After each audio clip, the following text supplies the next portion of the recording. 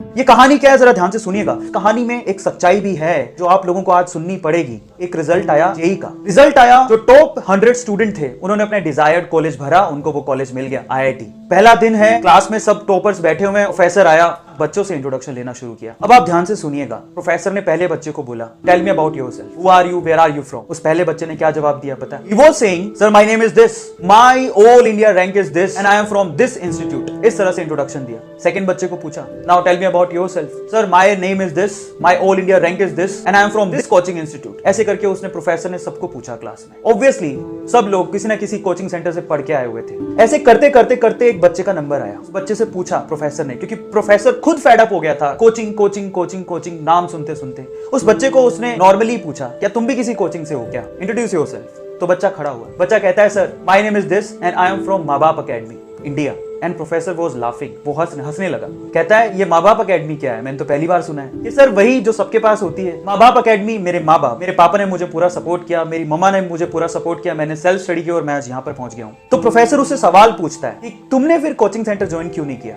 बड़े ध्यान से सुनिएगा। अच्छा जवाब देता है कि सर क्या हो जाता कोचिंग सेंटर ज्वाइन करके, वही ऑल इंडिया रैंक 1 है, जो वही लकड़ी की बेंच में इसी क्लास में बैठा है, और वहीं मैं हूँ 59th रैंक है सर, और मैं भी उसी क्लास में उसी लकड़ी की बेंच पे सामने बैठा हूँ सर। क्या फर्क? हाँ, फर्क सिर्फ इतना है कि वो 2-2.5 लाख रुपए खर्च करके बैठा है और मैं अपने माँ बाप के 2-2.5 लाख रुपए बचा के बैठा हूँ सर। सो प्रोफेसर उसकी बात को सुन के हैरान रह गया। प्रोफेसर से रहा नहीं गया, उसने फिर से एक सवाल पूछा उसी बच्चे से। कहता है, तुमने कभी तो ट्राई किया होगा इस कोचिंग इंस्टीट्यूट के लिए, कभी तो तुम गए होगे। तो उसने जवाब दिया, हाँ सर मैं गया था। मेरे स्कूल वाले जो टीचर थे वो मेरे घर आए, मेरे पापा से मिले और उनको बोलते हैं कि आपका बच्चा बहुत होनहार है, इसके लिए कुछ करो, तो किसी इंस्टीट्यूट में दाखिला दिलाओ, ये निकल जाएगा। पर मेरे पापा के पास इतने पैसे नहीं थे, तो उन्होंने अपना घर बेचकर थोड़े बहुत पैसों का जुगाड़ किया और मुझे लेकर गए इस कोचिंग सेंटर में।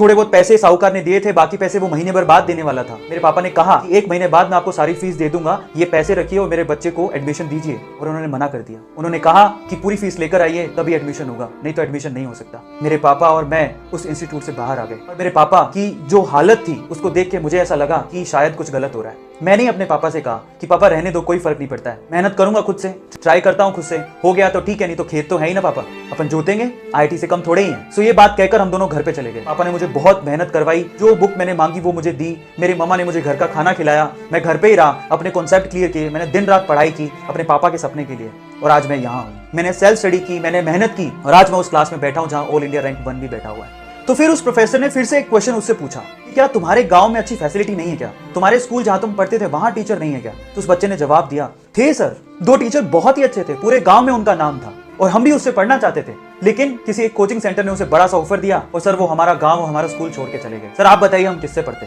और ये सब सुन के उस प्रोफेसर ने उस बच्चे की बहुत तारीफ की क्लास में, और बहुत ज्यादा। अब क्लाइमेक्स आने वाला है स्टोरी का, ध्यान से सुनिएगा। बस इतना कहने की देर थी प्रोफेसर की, इतनी तारीफ करने की देर थी कि जो साइड में फर्स्ट रैंकर बैठा था ना, वो रोने लग गया, वो सहमने लग गया और प्रोफेसर को हाथ ऊपर करके कहता है कि सर मुझे आपसे कुछ शेयर करना है। वो कहता है कि सर मैंने आपसे झूठ बोला sir, I am sorry. Professor कहता है क्या हुआ। वो कहता है कि सर मैंने भी अपने माँ बाप की मदद से ही रैंक 1 बनाया सर, मेरे पापा ने मुझे सपोर्ट किया, मेरी मम्मा ने मुझे सपोर्ट किया और मैं यहाँ पर हूँ। तो फिर प्रोफेसर पूछता है, तो तुमने क्यों कहा था पहले कि तुमने कोचिंग सेंटर ही ज्वाइन करके ये रैंक बनाया। तो वो कहता है, sir I am sorry, actual में मुझे ऑफर आया था इंस्टीट्यूट से और इस वजह से मैंने अपना रैंक बेच दिया, सॉरी फॉर दैट सर, मुझे बहुत फील हो रहा है। अब मोरल क्या है स्टोरी का, जरा उसको समझें। जो अगर आप सोचते हैं कि ऑल इंडिया रैंक 1 ये कोचिंग इंस्टीट्यूट ही बनाते हैं, तो बहुत सारे टॉपर ऐसे हैं जो अपनी रैंक बेच देते हैं। Do share.